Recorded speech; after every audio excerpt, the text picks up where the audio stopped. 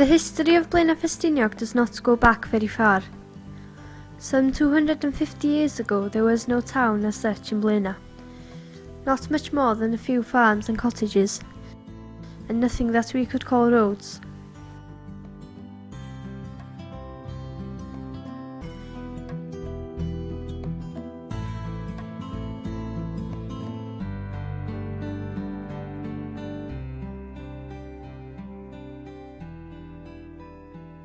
It was only in Ffestiniog itself that there was a village and a church.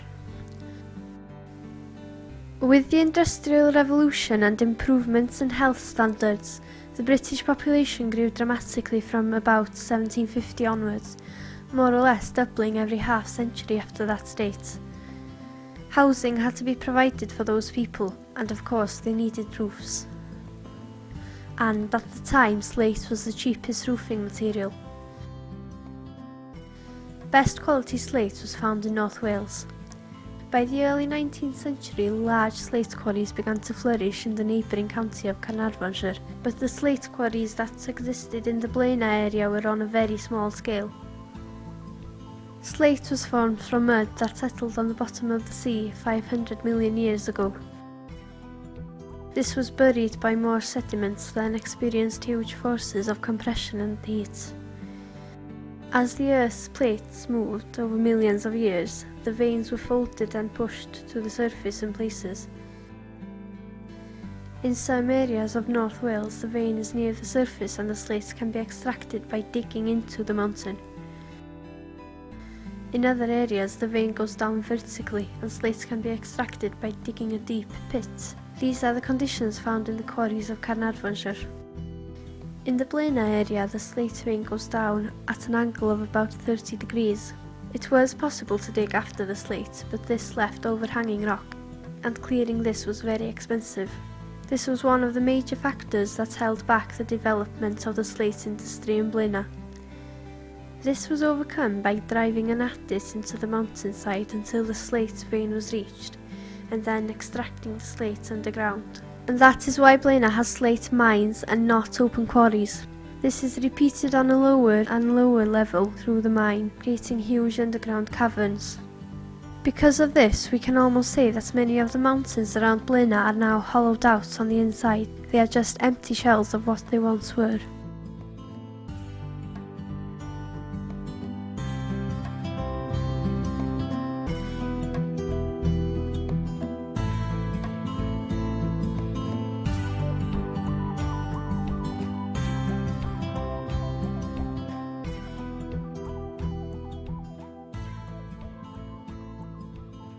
The second major obstacle to the development of the industry in Blaenau was transport.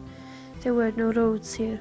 There was a huge problem getting the finished slate from the quarries to the cities where it was needed. Originally, this was done by loading the slate into baskets on the back of mules to be carried down the mountain. Then they went on by horse and carts to be loaded onto small boats to be sailed down the river at Cymdeithas, before finally being transferred onto large sailing ships beyond Portuguese. This was a time-consuming process and very expensive. Things changed dramatically when the railway came to Blaenau. Ffestiniog Railway was the first to arrive, and that was in 1836. This masterpiece of construction ran all the way down to the sea, from Blaenau to Porthmadog by the action of gravity alone. The trains carried horses simply to pull them back up.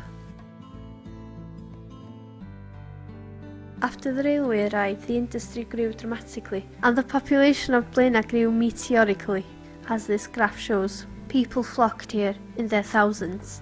They came mainly from other parts of North Wales, and so it was that Blaenau developed into a large, prosperous and Welsh-speaking town.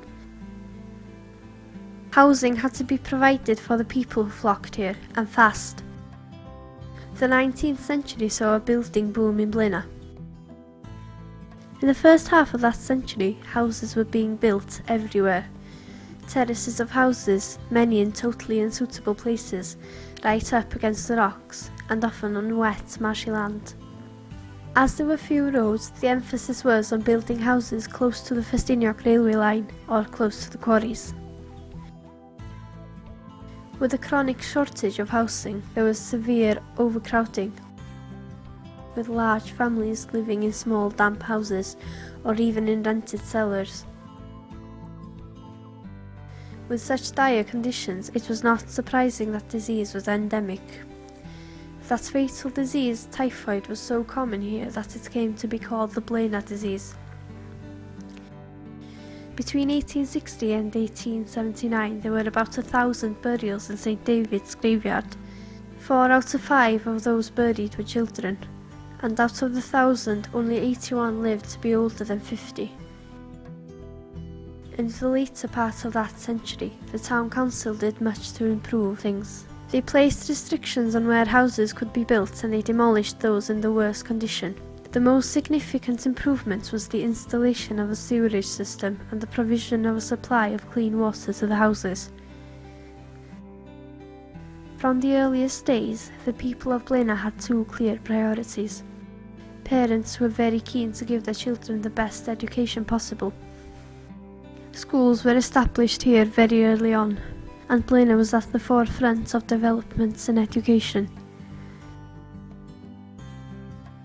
The other priority was religion. The second half of the 19th century was a time of chapel building. Chapels were built and then enlarged. These are all the chapels and churches that were built in Blaenau. By the early 20th century, the population of Blaenau was at its highest.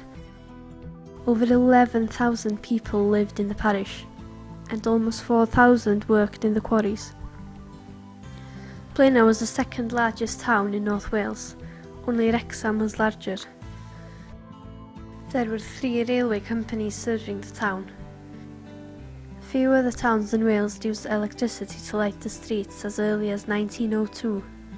The new town of Blaenau Ffestiniog was flourishing, innovative, modern, and Welsh was the universal language of the town.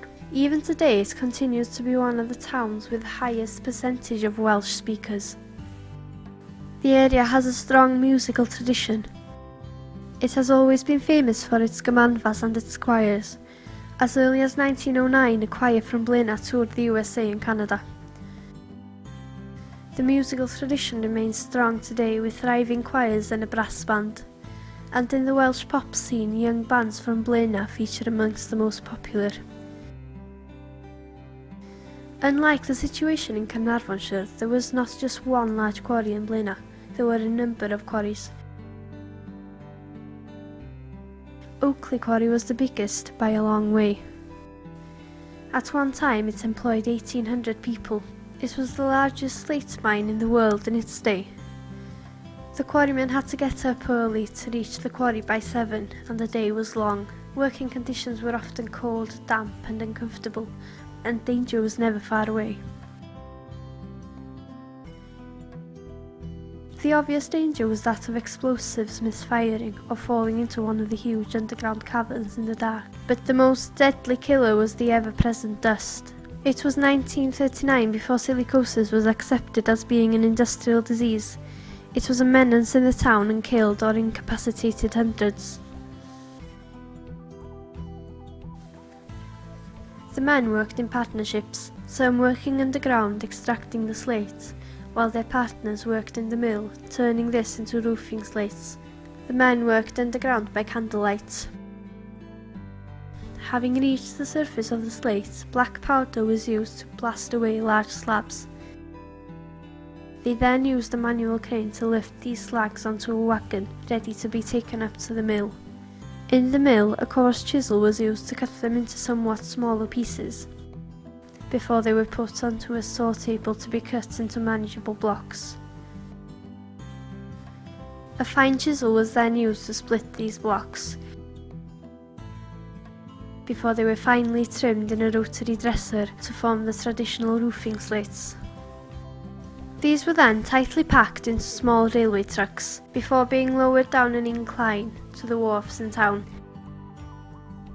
From here they were loaded onto large railway trucks to be transported all around the world.